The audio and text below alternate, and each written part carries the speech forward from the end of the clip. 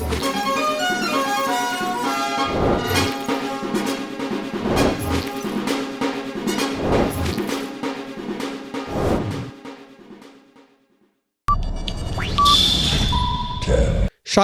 DG বাংলার দিনের খবরে, সঙ্গে আছি ইমদাদুল হক। শুরুতেই শিরোনাম। প্রযুক্তির শান্তিপূর্ণ ব্যবহারে প্রধানমন্ত্রীর আহ্বান। দেশে রোবোটিক প্রযুক্তিতে শঙ্কা নেই। ডিজিটাল লেনদেনে আন্তঃপরিচালন সুবিধা দাবি। অ্যামাজন প্রাইমে বাংলাদেশি 2 শর্ট ফিল্ম। প্রিয় শপে বিদেশি বিনিয়োগ। শিগগিরই গুগল মিটে টাইম লিমিট। ফেসবুক ইভেন্টের ফি নেবে না অ্যাপল। বিশ্বের প্রথম SLED স্মার্ট টিভি উন্মোচন। চুরি ঠেকাবে উড়ন্ত ক্যামেরা এবং iOS-এ আসছে এক্সবক্স রিমোট প্লে। যাচ্ছি বিস্তারিত খবরে। প্রযুক্তির শান্তিপূর্ণ ব্যবহারে প্রধানমন্ত্রীর আহ্বান।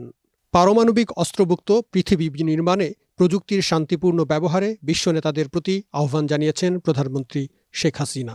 একই সঙ্গে কারিগরি জ্ঞান ও মেধাস্বত্ব পেলে বাংলাদেশ বিপুল পরিমাণে কোভিডের ভ্যাকসিন উৎপাদনে সক্ষম হবে বলেও জানিয়েছেন তিনি। শনিবার রাতে জাতিসংঘ সাধারণ পরিষদের ৭৫তম অধিবেশনে ভার্চুয়াল মাধ্যমে দেয়া ভাষণে এই আহ্বান জানান প্রধানমন্ত্রী। করোনা ভাইরাস মহামারীর কারণে জাতিসংঘের ৭৫ বছরের ইতিহাসে এবারই প্রথম বিশ্ব নেতৃবৃন্দ সাধারণ পরিষদের অধিবেশনে যোগ দিচ্ছেন ভার্চুয়ালি। প্রধানমন্ত্রী শেখ হাসিনাও জাতিসংঘে তার ভাষণটি দিয়েছেন ধারণ করা ভিডিওর মাধ্যমে। ভাষণে কারিগরি জ্ঞান ও মেধাস্বত্ব পেলেই করোনার ভ্যাকসিন বিপুল পরিমাণে উৎপাদনে বাংলাদেশের সক্ষমতার কথা তুলে ধরেন প্রধানমন্ত্রী। প্রযুক্তিগত বিভাজন নিরসন, সম্পদ আহরণ ও প্রযুক্তি স্থানান্তরের জন্য আমাদের বিজ্ঞান প্রযুক্তি উদ্ভাবনকে কাজে লাগানো প্রয়োজন। কারিগরি জ্ঞান ও মেধাস্বত্ব প্রদান করা হলে এই ভ্যাকসিন বিপুল পরিমাণে উৎপাদনের সক্ষমতা বাংলাদেশে রয়েছে। বক্তব্যে পারমাণবিক অস্ত্রমুক্ত পৃথিবী বিনির্মাণে বৈশ্বিক আকাঙ্ক্ষার প্রতি অবিচল আস্থার কথা জানান শেখ হাসিনা। পারমাণবিক অস্ত্রমুক্ত পৃথিবী বিনির্মাণে বৈশ্বিক আকাঙ্ক্ষার প্রতি আমাদের সমর্থন অবিচল। সে বিবেচনা থেকে পরমাণু প্রযুক্তির শান্তিপূর্ণ ব্যবহারের বিষয়ে উন্নয়নশীল দেশসমূহের কার্যক্রমকে আমরা জোর সমর্থন জানাই। দেশে রোবোটিক প্রযুক্তিতে শঙ্কা নেই। দক্ষতা ও কষ্ট লাঘবে দেশে রোবোটিক প্রযুক্তি ব্যবহার করা হবে বলে অভিমত দিয়েছেন ডাক ও টেলিযোগাযোগ মন্ত্রী মোস্তফা জব্বার। তিনি জানিয়েছেন, প্রযুক্তি আকর্ষণীয় দেশ হিসেবে ইতোমধ্যেই নকিয়া বাংলাদেশে উৎপাদন কারখানা করার আবেদন করেছে। একই সঙ্গে কমপক্ষে 4টি দেশ থেকে বাংলাদেশে কারখানা করার প্রতিযোগিতা শুরু হয়েছে। শনিবার উৎপাদক থেকে ক্রেতার কাছে পণ্য ও সেবা পৌঁছে দেওয়ার ডিজিটাল প্ল্যাটফর্ম মার্চেন্ট বের ডিজিটাল উদ্বোধনী বক্তব্যে এসব তথ্য জানান মন্ত্রী। বক্তব্যে রোবট এসে বাংলাদেশে পোশাক শিল্প খাতকে দখল করবে এমন শঙ্কাকে উড়িয়ে দেন তিনি। অনেকের এই আশঙ্কাটাই কাজ করেছে বেশি, আমাদের গার্মেন্টস রোবট আইসা দখল করে ফেলবে। কিন্তু আমি মনে করি সেটা হ্যাঁ, দরকার হলে আমি রোবট কাজে লাগাবো। যে কাজটা করতে আমার মানুষের জন্য অনেক বেশি কষ্টকর হয় অথবা যেই কাজটা আসলে ম্যানেজ করাটা ডিফিকাল্ট হয়ে যায়, সেইখানে আমি রোবট বসাবো, কিন্তু রোবটের পেছনের মানুষটা আমার কাজ করতেই থাকবে।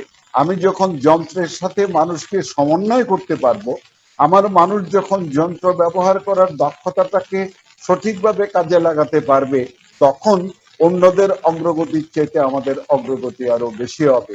অনুষ্ঠানে বিশেষ অতিথি হিসেবে FBCCI এর সাবেক প্রেসিডেন্ট শফিউল ইসলাম মহিউদ্দিন এবং সাইম গ্রুপের সভাপতি মোহাম্মদ মুনির হোসেন ও গেস্ট অব অনার হিসেবে সংযুক্ত ছিলেন BGME এর প্রেসিডেন্ট রুবানা হক। পোশাক শিল্প খাতের জন্য 1 বছর ধরে দেশেই কোডাররা SaaS ভিত্তিক এই প্ল্যাটফর্মটি উন্নয়ন করেছে বলে জানিয়েছেন সাইম গ্রুপের পরিচালক আবরার হোসেন সাইম। মার্চেন্ট বের 3টি বিষয়ে কাজ করছে। একটা হচ্ছে বাংলাদেশ ডিরেক্ট ম্যানুফ্যাকচারার্স এবং সাপ্লায়ার্স যারা আছে, বাংলাদেশ ইন্ডাস্ট্রিটাকে বায়াররা যত ট্রাস্ট সহকারী সার্চ করে বের করে নিতে পারে এবং যোগাযোগ করতে পারে, এই বিষয়ে কাজ করছে। তাদের যোগাযোগের সময় যত কনভিনিয়েন্স থাকে, সেখানে আমাদের offline merchandising service, quality service এবং আদার সাপোর্ট সার্ভিস যত থাকে ওগুলোও ইনকর্পোরেট থাকছে। টেকনোলজি আর অফলাইন সাপোর্টকে সম্মিলন করে আমরা সার্ভিসটি প্রোভাইড করছি। তৃতীয়ত হচ্ছে কি, আমাদের যে ফ্যাক্টরিগুলো আমাদের এখানে আমরা কানেকশনের জন্য কাজ করে দিচ্ছি, সেই ফ্যাক্টরিগুলো যাতে আমাদের সফটওয়্যার অ্যাজ আ সার্ভিস যে টুলগুলো আছে এগুলা ইউজ করে তার ফ্যাক্টরি এফিসিয়েন্সি এবং ম্যানেজমেন্ট এবং প্রোডাকশন মনিটরিংয়ে বেটার রেজাল্ট আনতে পারে, তা নিয়ে আমরা কন্টিনিউয়াসলি কাজ করছি। ডিজিটাল লেনদেনে আন্তঃপরিচালন সুবিধা দাবি। ডিজিটাল আর্থিক লেনদেন সেবায় আন্তঃপরিচালন সুবিধা চেয়েছেন খাত সংশ্লিষ্টরা। একই সঙ্গে এই খাতের বিকাশে সরকারের আর্থিক প্রণোদনাও প্রত্যাশা করেছেন তারা। পরামর্শ দিয়েছেন একটি বৈশ্বিক পরামর্শক কমিটি গঠনের। শনিবার ব্যাংকার, এমএফএস এবং সংশ্লিষ্ট প্রযুক্তি বিশেষজ্ঞদের অংশগ্রহণে আয়োজিত digital Bangladesh 2021 payment system and fintech শীর্ষক সেমিনারে এসব দাবি তুলে ধরেন বক্তারা। আলোচনায় অংশ নিয়ে আর্থিক খাতের সাইবার সুরক্ষায় ব্যাংকগুলোকে অগ্রজ ভূমিকায় থাকতে সরকারের সহযোগিতা প্রত্যাশা করেন ব্যাংক এশিয়ার ব্যবস্থাপনা পরিচালক সৈয়দ মাহবুবুর রহমান। বিভিন্ন ধরনের যে হ্যাকিং হয় বা যেটা হয়, আমাদের যেখানে অনেক ইনভেস্টমেন্ট কিন্তু করতে হয়, মানে কন্টিনিউয়াস বেসিস।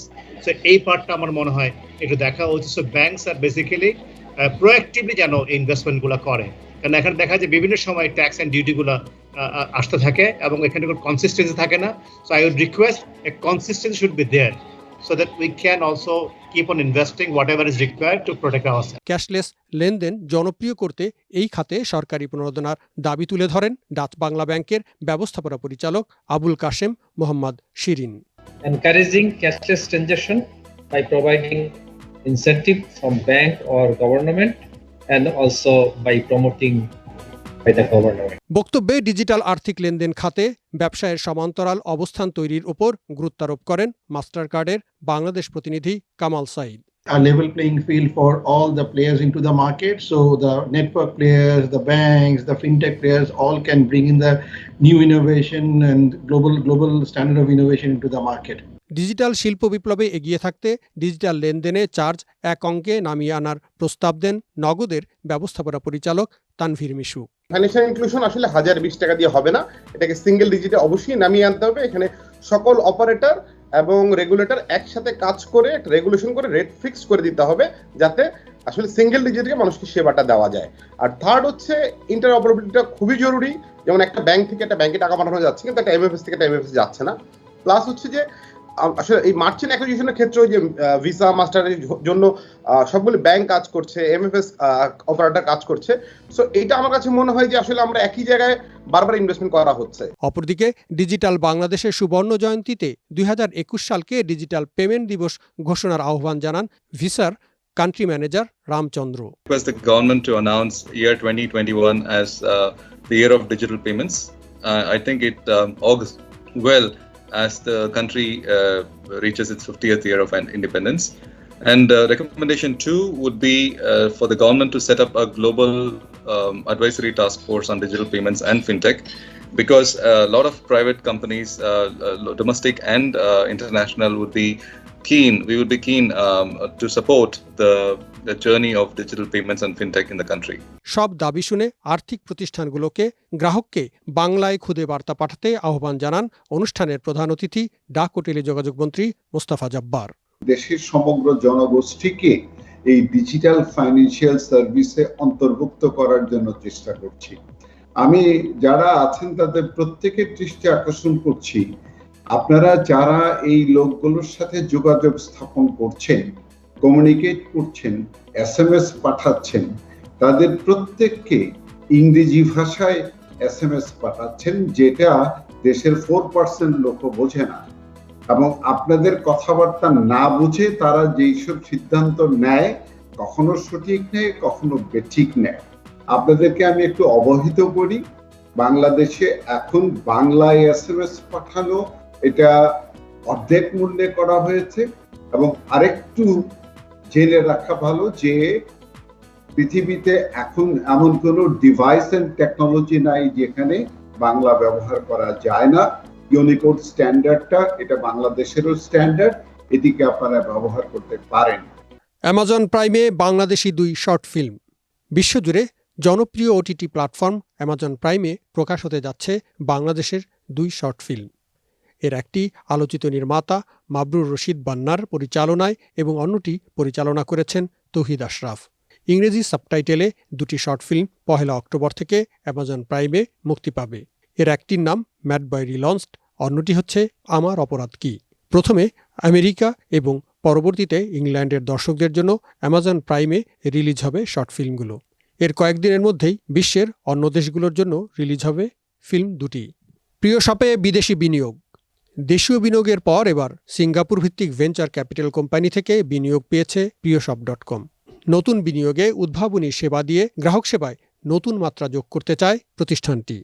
শিগগিরই বিনিয়োগ সম্পর্কে বিস্তারিত জানানো হবে বলে জানিয়েছেন প্রিয়শপ.com প্রধান নির্বাহী আশিকুল আলম খান। এদিকে নতুন বিনিয়োগ নিয়ে শুক্রবার বিকেলে টাউন হলে মিটিং করেছে প্রিয়শপ.com-এর কর্মীরা। পোস্ট ইভেন্ট বৈঠকে ড্রপবক্সের চিফ পার্টনার অফিসার জেমস অং, অল্টারনেটিভ ইনভেস্টমেন্ট ম্যানেজমেন্টের পল লি, অ্যাক্সেলারেটিং এশিয়ার কো-ফাউন্ডার আমরা নাইডু, জিল্টা স্যাটেলাইটের ভাইস প্রেসিডেন্ট অভয় কুমার সংযুক্ত ছিলেন। নজর দিচ্ছি দেশের বাইরে, শিগগিরই গুগল মিটে টাইম লিমিট।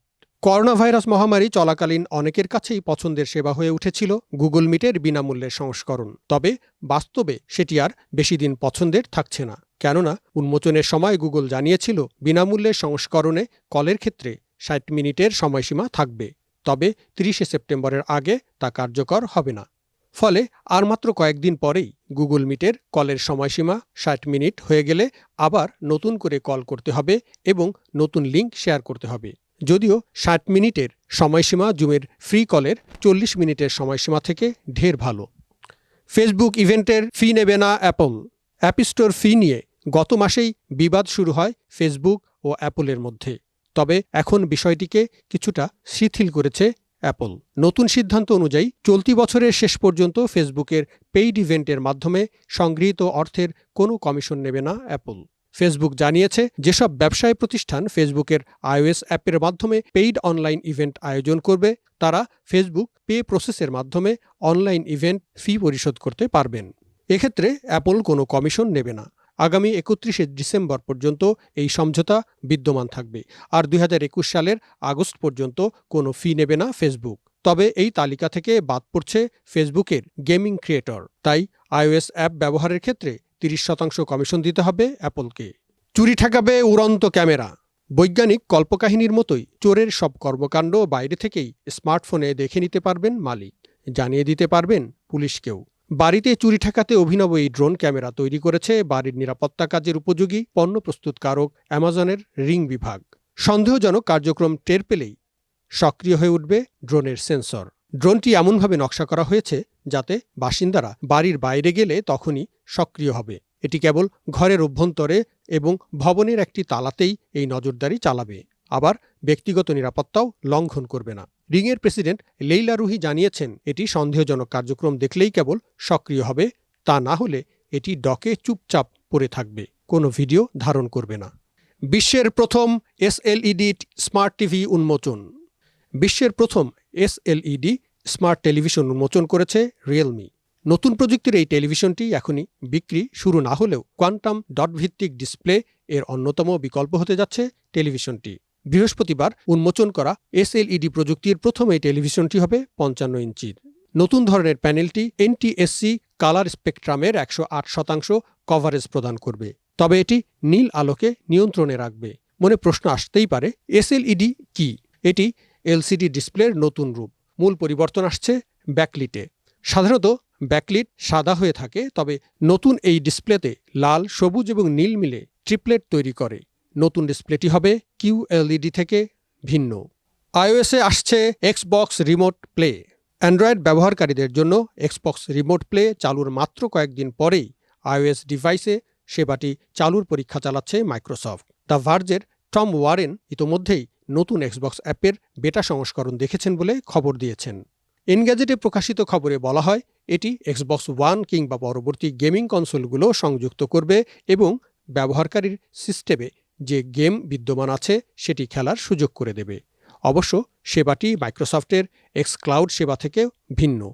সনি তাদের রিমোট প্লে অ্যাপের মাধ্যমে যে কাজটি করছে ঠিক একই কাজ করবে মাইক্রোসফটের Xbox রিমোট প্লে। ওয়ারেন জানিয়েছেন নতুন iOS Xbox অ্যাপ খুবই সাবলীল মনে হয়েছে। শিগগিরই অ্যাপটি অ্যাপলের অ্যাপ স্টোরে চালুর প্রত্যাশা করছেন তিনি। তবে এমন কোনো ঘোষণা দেয়নি মাইক্রোসফট। প্রিয় দর্শক, আজ এ পর্যন্তই। ডিজিটাল জীবনধারায় নিরাপদে ভালো কাটুক সবার জীবন। প্রযুক্তির সঙ্গে আপডেটেড থাকতে যুক্ত থাকুন ডিজি বাংলায়।